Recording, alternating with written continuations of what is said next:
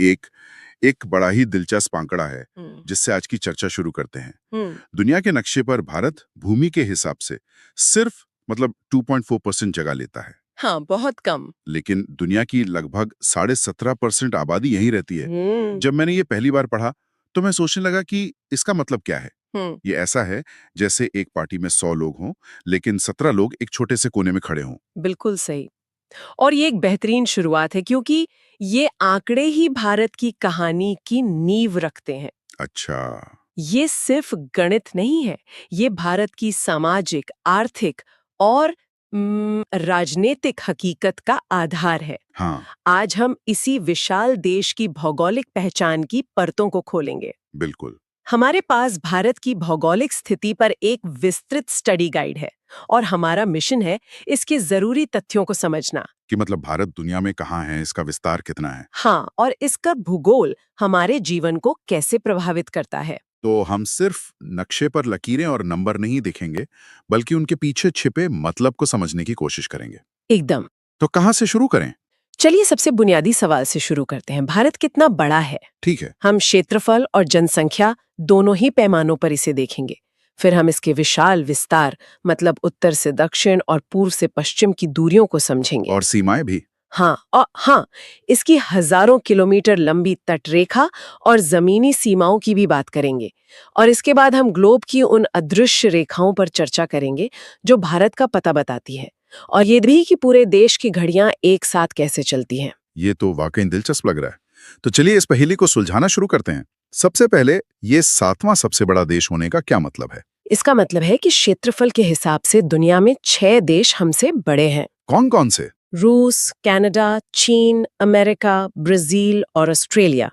हमारी गाइड के मुताबिक भारत का कुल भौगोलिक क्षेत्रफल लगभग 33 लाख वर्ग किलोमीटर है। 32,87,000 कुछ है शायद। हाँ, 32,87,263 वर्ग किलोमीटर। यह एक बहुत बड़ा इलाका है। ठीक है, तो क्षेत्रफल में हम 7वें नंबर पर हैं। लेकिन जब मैंने जनसंख्या का आंकड़ा देखा तो कहानी पूरी तरह से पलट गई। वहां हम दुनिया में दूसरे नंबर पर हैं, कम से कम 2011 की जनगणना के हिसाब से। बिल्कुल। ये विरोधाभास ही मुझे सबसे ज्यादा चौंकाता है। और आपको चौंकना भी चाहिए, क्योंकि यही भारत की सबसे बड़ी चुनौती और सबसे बड़ी ताकत है। अच्छा। क्षेत्रफल में 7वां स्थान, लेकिन जनसंख्या में दूसरा।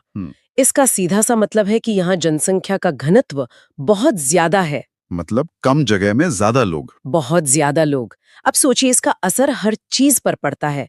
हमारे शहरों पर बेहिसाब दबाव, पानी और जमीन जैसे प्राकृतिक संसाधनों की कमी। और रोजगार की चुनौती तो है ही। हाँ, रोजगार पैदा करने की एक लगातार चुनौती। ये आंकड़ा सिर्फ एक नंबर नहीं है, ये भारत की हर बड़ी सामाजिक और आर्थिक योजना के पीछे की सबसे बड़ी सच्चाई है। ये तो बात हुई आकार की। अब इसके विस्तार को समझते हैं। गाइड में कुछ नंबर दिए गए हैं।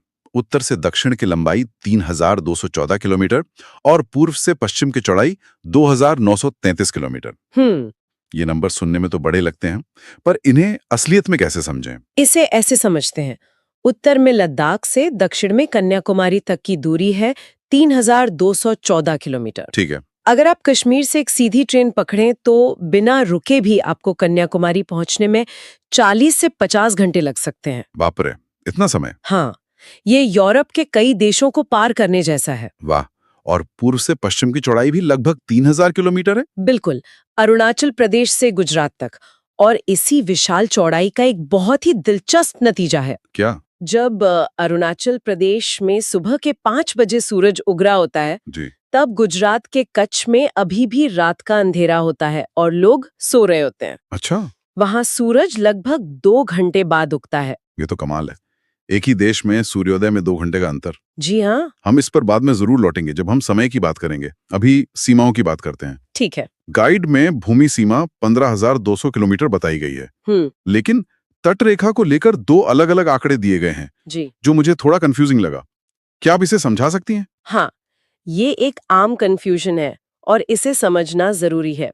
देखिए, अगर आप सिर्फ भारत की मुख्य भूमि मतलब गुजरात से पश्चिम बंगाल तक। हाँ, गुजरात से लेकर पश्चिम बंगाल तक के हिस्से को मापें तो तट रेखा 6,100 किलोमीटर है। लेकिन भारत सिर्फ मुख्य भूमि तो नहीं है। हमारे पास बंगाल की खाड़ी में अंडमान और निकोबार द्वीप समूह है और अरब सागर में लक्षद्वीप है। अच्छा, तो जब हम इन द्वीपों की तटरेखा को भी जोड़ देते हैं, तब आंकड़ा बदल जाता है। एकदम सही। जब हम इन द्वीपों की तटरेखा को भी शामिल कर लेते हैं, तो कुल लंबाई बढ़कर 7,516.6 किलोमीटर हो जाती है। मतलब लगभग 1400 किलोमीटर का फर्क। हाँ, ये लगभग 1400 किलोमीटर का अतिरिक्त हिस्सा सिर्फ हमारे द्वीपों से आता है।